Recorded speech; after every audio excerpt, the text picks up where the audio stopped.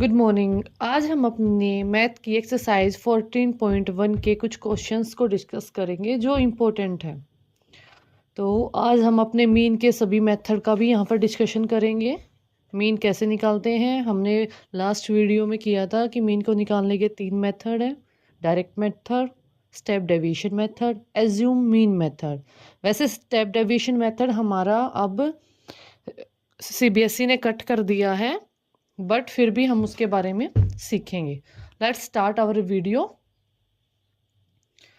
पहले हम यूज़ कर रहे हैं डायरेक्ट मेथड। डायरेक्ट मेथड के लिए हमें क्या चाहिए होता है, एक्स आई और एफ आई। एफ आई हमें पहले से ही गिवन है, तो हम देख लेते हैं हमें क्या क्या गिवन है एफ आई में। हमारी एफ की यानी फ्रीक्वेंसी की वैल्यूज़ हमने लिख ली है, बट यहाँ पर हमने देखा है कि 19 to 21 जो फ्रीक्वेंसी है वो गिवन नहीं है, जिसको हमने एफ नाम ले दिया है। हम इस एक क्वेश्चन में 4 क्वेश्चन सीखेंगे। तो आज स्टार्ट करते हैं पहले अपना डायरेक्ट मेथड।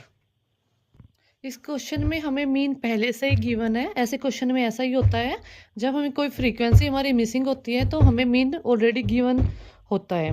तो जो हमारे मेथड थे हम डायरेक्ट मेथड में हमें क्या क्या यूज़ करना था, हमें एफ आई और एक्स आई की वैल्यू पता होनी चाहिए, हमें एफ आई की वैल्यू पता होनी चाहिए। बट हमारे पास एक्स आई नहीं है। एक्स आई कैसे निकालेंगे?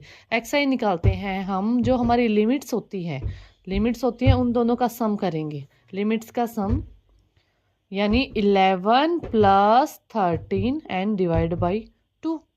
11 plus 13 is 24 divide by 2, that is 12।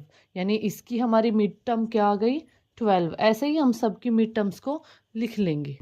हमने ऐसे ही अपनी सारी एक्स आई की वैल्यू निकाल दी है। अब हम नेक्स्ट स्टेप करेंगे, जो है हमारा एफ आई इंटू में एक्स आई, यानी हमारी जो फ्रीक्वेंसी है उसकी मल्टीप्लाई हम एक्स आई से करेंगे। तो 7 इंटू 12 हमारा आता है 84। ऐसे ही हम फर्दर इनकी मल्टीप्लाई करेंगे और लिख लेंगे। ऐसे ही हमने एफ आई और एक्स आई की वैल्यू यानी एफ आई और एक्स आई को मल्टीप्लाई करके लिख लिया है। यहाँ पर हम नोटिस करेंगे कि यहाँ पर हमें गिवन फ्रीक्वेंसी थी ही नहीं, तो 20 की हमने एफ से मल्टीप्लाई की तो 20 एफ आई आ गया। नीचे मैंने टोटल लिखा हुआ है, यानी यहाँ पर हम टोटल लिखेंगे। एफ आई इंटू में एक्स आई का टोटल क्या होगा और एफ आई का हमारा टोटल क्या होगा, क्योंकि हमें सिर्फ यही चाहिए, हमें अपने फॉर्मूले में वही चाहिए, तो उतना ही करेंगे।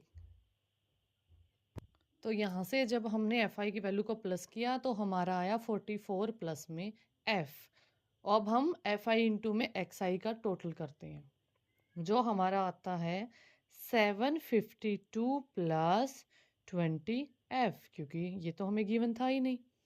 ये आ गया हमारा टोटल। अब हमारे पास वैल्यूज आ गई हैं, सिग्मा ऑफ एफ आई और sigma of F I into में एक्स आई।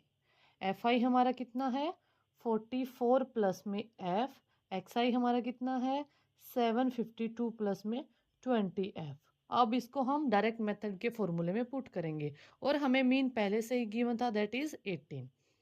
तो पुट किया हमने फॉर्मूले में पुट करने पर हमारा आया, हमारा मीन था वो 18 था, that is equal to F I into में एक्स आई हमारा था 752 प्लस में 20 एफ, और हमारा एफ आई था 44 प्लस में एफ। क्रॉस मल्टीप्लाई कर देते हैं इसकी यहाँ पर, और ये 1 था तो इसकी हम ऊपर मल्टीप्लाई करने पर हमारा आता है, यहाँ हमने वैल्यूज़ को मल्टीप्लाई करने के बाद लिख लिया है 18 इंटू 44 इट्स बिकम 792, और 18 की मल्टीप्लाई एफ़ के साथ की तो ये बन गया हमारा 18 F. Same as it is हम यहाँ पर रख लेंगे, क्योंकि इसकी न्यूमरेटर की मल्टीप्लाई यहाँ पर डिनोमिनेटर में 1 के साथ मल्टीप्लाई हुई तो ये एज इट इज़ लिखा जाएगा। अभी क्या करेंगे, हमने अलजेब्रा किया हुआ है, टर्म को राउंड ऑफ कर देंगे। ये 752 को यहाँ ले आएंगे और हमारा 18 एफ को इस एफ के पास में ले जाएंगे।